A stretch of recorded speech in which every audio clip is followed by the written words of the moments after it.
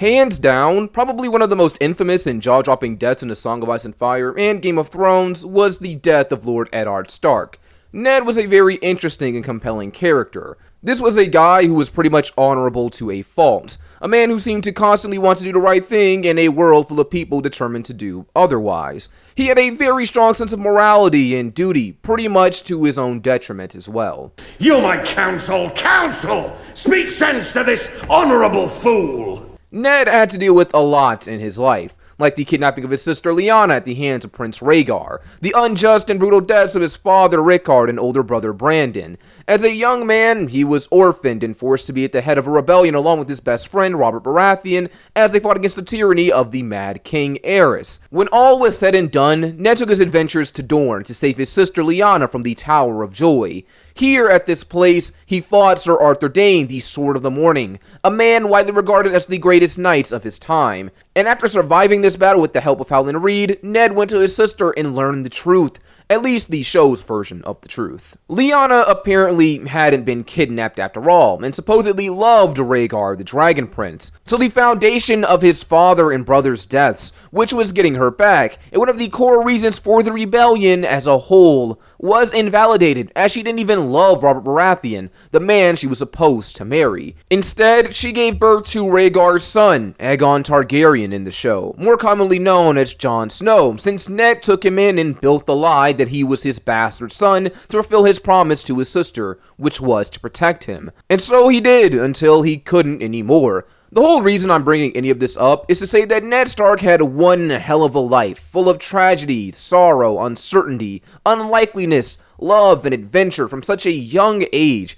His story was literally one for the history books, but it was all cut short, pun intended, by his friend's oldest son, who wasn't even his friend's son. Joffrey Baratheon was a pure Lannister by blood, the child of Cersei and her twin brother Jaime, therefore making him a bastard. But due to the laws of Westeros, and with no real way to prove otherwise, he was allowed to parade around as king and bear King Robert's name.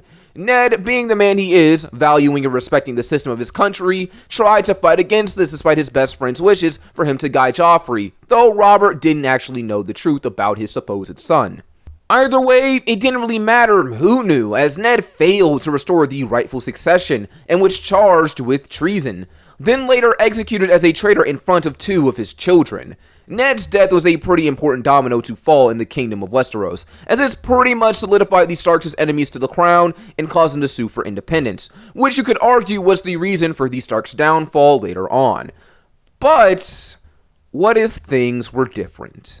What if instead of having his head lopped off by Ilyn Payne with his family's own ancestral stored ice, Ned, our would-be hero, actually got to live?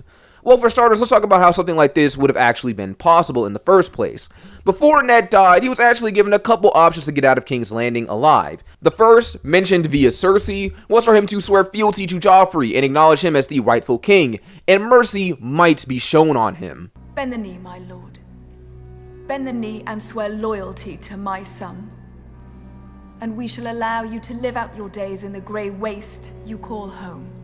Now, we all know how this went. Ned refused, tried to forcefully remove Joffrey, which resulted in him being betrayed by Littlefinger, imprisoned, and later on executed. The second way Ned might have come out alive is a continuation of the first. Ned was branded a traitor before the masses. In exchange for his life, Ned was told to once again bend the knee to Joffrey, acknowledge him as the rightful king, and through Sansa and Cersei's persuasion, Joffrey might have sent him off to the wall. My mother wishes me to let Lord Eddard join the Night's Watch. Stripped of all titles and powers, he would serve the realm in permanent exile. And my lady Sansa has begged mercy for her father. Now, Ned did this and still died. So in my mind, if we're keeping Ned the same character, as I always try to stay true to the characters as best I can in these what-if scenarios, then I don't see Ned bending the knee to Joffrey in the throne room. Instead, to make this more plausible, we'll say that the one change isn't Ned in this timeline, but Joffrey, since as king, he has the final say in everything. We'll say in this timeline, for whatever reason, perhaps just being a tad bit smarter and less bloodthirsty than he was in canon, Joffrey actually listens to his mother and Sansa. So instead of trying to show strength through violence and cruelty, he shows strength in mercy. Perhaps using the reason that since his father loved Ned like a brother, in addition to the pleas of Cersei and his betrothed Sansa, he'll let Ned leave with his life and live out his days at the Wall. Ned is stripped of his lands and titles as Warden of the North and Winterfell. Ned's removal would make Robb the official Lord of Winterfell now instead of just the acting one. From here, I would say a lot could end up changing. With Ned being alive, the Lannisters are spared the unyielding hatred of the Stark family and their most loyal houses in the north, so you could argue that they would be more susceptible to peace terms now, but I doubt Ned's survival would immediately result in the ending of the Northern Rebellion. Things may be put on pause when they get word that Ned is being sent to the Wall, but I still think tensions would be high. An important question I believe would have to be asked is, when it comes to the north, would they even accept this royal decree? Ned is very well respected in the north, and even if he confessed to treason, would the northern houses really buy into this? Though the original point of the North's conflict with the South led by Robb was to save his father and get the girls back, this eventually evolved into the fight for independence with Ned's death. Now, with Ned being alive, though Robb is Lord of Winterfell now, I don't see things going in this direction for the time being. But with Ned removed as Lord of Winterfell, I could easily see the North feeling slighted by this and potentially continue fighting their war to overturn this decision if they feel like it's actually unjust. So the conflict won't magically end here because Ned lived, but it might be stalled at least until Ned is safely back in the North. Speaking of which, let's talk a bit more about the immediate changes that would happen with Ned being alive after he's made to take the Black. The first change I could see happening is with Sansa. That may sound weird, but Sansa in the show, and especially in the books, started out as pretty delusional when it comes to Joffrey, and really romanticized being his queen. Up until her father's death and Joffrey showing her who he truly was, it's safe to say that she was head over heels in love with him. Or maybe obsessed would be a better word, but it doesn't really matter. Ned's death and Joffrey's abuse really put things into perspective for Sansa, though she was still a bit delulu when it came to her prince. However, with Joffrey showing mercy to her dad, Sansa is still gonna have that wool over her eyes about who Joffrey really is, and probably still be in love with him. Assuming that Joffrey has more control over his sadistic nature in this timeline, then he may continue to show his kinder, more merciful side to Sansa, and as a result, she may have more loyalties to the Lannisters as her trust in them won't be shattered by Joffrey's torture, like having to look at her deceased father's head. After all, she's still a very impressionable kid at this point, not even a teenager yet. So having to deal with a Joffrey who's a bit more cunning and willing to feign kindness could be a bit interesting. But moving on. Assuming the Lannisters don't try to hold Ned in exchange for Jaime, though I'm not sure something like that would even work in this timeline because in episode 9 of season 1, Jaime was caught before Ned was sentenced by Joffrey. So by the time they send him away, they may not even know that Jaime has been captured yet. And it'll take some time for word to reach them. It's likely that Ned will catch a trip back north with Yoren during this time. And this will be interesting as he won't just be with Yoren. There will also be Gendry, and assuming that Arya still managed to slip away, it is likely that she'll be here too under the guise of being a boy. Now, this would make things kind of tricky because with Ned going to the Wall and Sansa in the capital, she's effectively a political hostage, and it's bound to be no secret that the Lannisters will be looking for Arya too, so they could keep her hostage as well, and most likely marry her off to Tommen to increase their hold on the North, since this actually was an idea objected to Ned in the books after Robert died, but that's besides the point. If it's known that the Lannisters would be looking for Arya, would Ned openly embrace her while they're traveling on the King's Road, when there is still the risk of her being caught and used against the family? Maybe Yoren just tells them to lie low until they get north, away from the Lannisters' influence, but things will still be pretty concerning if we assume that the smiting of Robert's bastards in King's Landing still happens in this timeline. As we're going off the show, Joffrey will give this order, and the soldiers will be sent out, and since Gendry is with Ned and Arya, this could be interesting. Would the soldiers be deterred from attacking Yoren's caravan meant for the Night's Watch? If Ned dies here, this would definitely ensure war with the Starks. Maybe Ned could defuse the situation with the first members of the City Watch that they encounter before they go and get the cavalry. Or maybe things go the same way with Yoren threatening them, and when the cavalry shows up, Ned may try again to defuse things if he can. Now, the real question would be, would these people even respect his word as a man embarked by the king for treason? Sure, he used to be a lord of Winterfell and a warden of the North, but that's not the case anymore. He's no better than all these other people being sent for the Night's Watch, the rejects of society. So that is something to think about when it comes to this scenario. Now, depending on what orders these guys were given after the Lannisters found out that Jaime was taken prisoner, they may or may not have orders to take Ned back to the Red Keep as a hostage to trade for Jaime. For this what-if scenario, we'll just say that Gendry is still their main priority and the Lannisters haven't issued them orders to take Ned back and go from there. So that may not be a concern during this confrontation. Let's say that somehow during this confrontation he manages to convince these guys to leave them alone, maybe convincing them that Gendry is dead, or perhaps ran away at some point during the journey, anything to get them off their tail. I mean, Ned is a pretty good liar. I mean, he did keep the secret about Jon for years. So let's say he does something to get this group out of trouble with the Lannisters and leave them alone. If his persuasion works for whatever reason, then the caravan will make their way into the north eventually, and they will encounter Robb. Arya and Ned will be reunited with their family, and Sansa will still be a political hostage in the south. Now, as I said earlier in the video, just because Ned lives doesn't mean that the fighting is going to end here. The North would definitely see Ned being sentenced to the wall as a slight and may not even acknowledge this decree by Joffrey, especially when they learn that Joffrey is a Lannister bastard. If he's an illegitimate king with no claim to Robert's throne or name, what right does he have to sentence one of their lords to the wall? I highly believe that if Ned lives and manages to make the journey back north without issue, that being death, then the northern houses would definitely still want to fight their war. They would want to reinstall Ned as Lord of Winterfell, especially now that he's in friendly territory. Even if the Lannisters have the crown, they have no jurisdiction over them, especially if the king is a bastard. What's stopping them from overturning his decree on their own? Well, if we're being honest, I would say Ned goes against this. Reason why is because Ned is already openly confessed to committing treason. It wouldn't be so selfish as to make his houses fight just so he could be reinstalled as Lord of Winterfell. His priority would be ensuring his family's safety. And since most of the Starks would be in the north at this point, his primary thoughts would be of getting Sansa back from the Lannisters,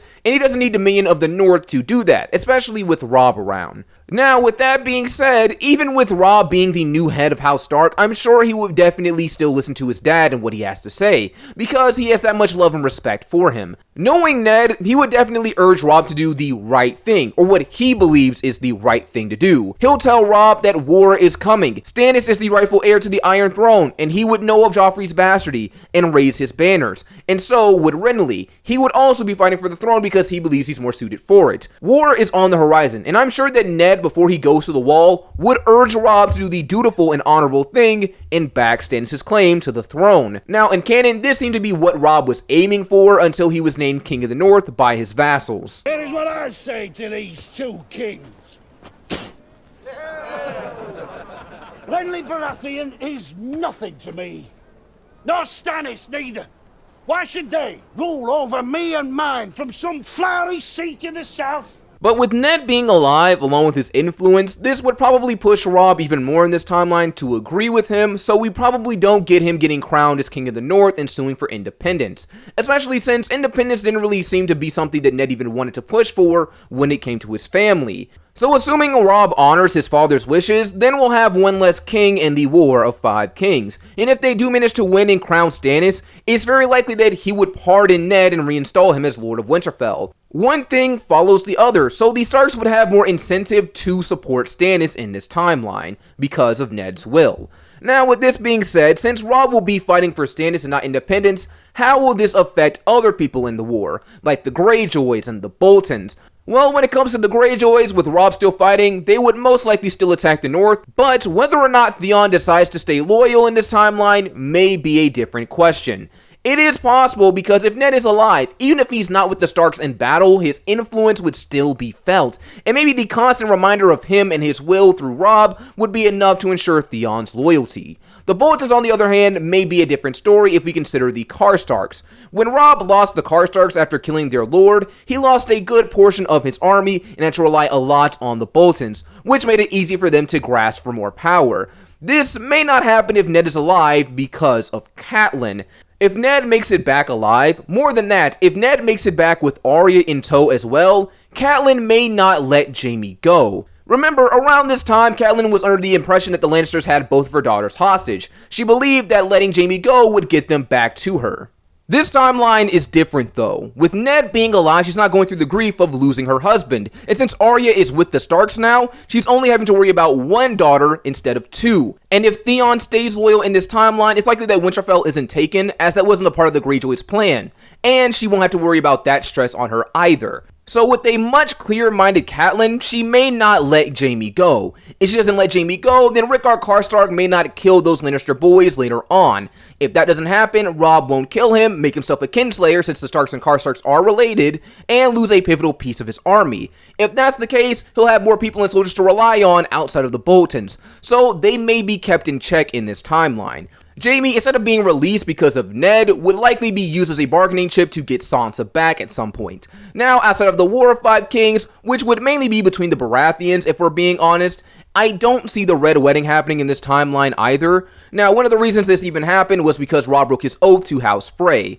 In canon, the reason they even needed a deal was because Robb needed to cross Walder Frey's bridge, which he wouldn't let him do unless they had a deal in place. The deal Walder came to Catelyn with was that Robb would take one of his sons as a squire, marry one of his daughters, and in the show it was also said that when they came of age, Arya would also marry one of Walder Frey's sons. Now, Robb broke this agreement by marrying Talisa, Jane Westerling in the books, but that doesn't really matter. With Ned being alive, even if he's going to the Wall, his presence and influence would still be felt by the North, and I believe that having a living father who literally urged him to do the honorable thing would push Robb to keep his word instead of going off to do whatever. Robb will marry Rosalind Frey as a result, and hopefully this marriage pact will deter the Freys from a new career in wedding planning. Aside from all of that, something interesting to think about would be what happens when Ned actually gets to the Wall in this timeline. Assuming that the trip was all smooth sailing from start to finish, and no one died on the King's Road, then Yoren would still be alive, the people originally meant to go to the Night's Watch wouldn't have been taken prisoner at Harrenhal. This obviously cuts Arya and Gendry's time there, along with their time after that with the Brotherhood with Beric and Thoros. Gendry will be at the Wall, along with Hot Pie, and Lamy too, since he wouldn't have died.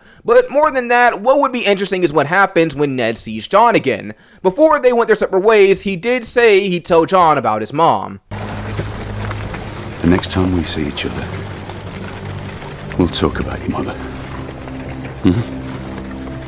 I promise. So if he meets him at the Wall, is he going to keep his promise? Does he tell Jon that he is the son of Rhaegar and Lyanna, that he is not the father he always thought he was? How would Jon take the news, especially considering that this is a younger Jon who is still a bit immature? I'm sure he would have a lot of emotions about this, believing that he was a bastard and being looked down on his entire life because of it, only to find out that he was technically the rightful heir to the Iron Throne, and he basically gave up his claim to it by joining the Night's Watch. So in reality, what really changed? This could have implications for him later on in the story though, but who knows what they would be. And while we're on the topic of secret parents, since Gendry is at the Wall, and I don't believe that during the time he journeyed on the King's Road, and the time he went to Harrenhal as a prisoner, that he actually knew who his dad was, since Ned did express some desire to look after Gendry in canon. If the day ever comes when that boy would rather wield a sword than forge one, you send him to me. I think it is possible that he's the one to tell Gendry who his real dad is. This could be a very interesting topic of discussion when it comes to Jon and Gendry if they become friends, because they are more or less in the same boat, as the sons of royalty with potential claims to the Iron Throne, but due to their situations as bastards and members of the Night's Watch on top of that, there isn't much that they can do about it.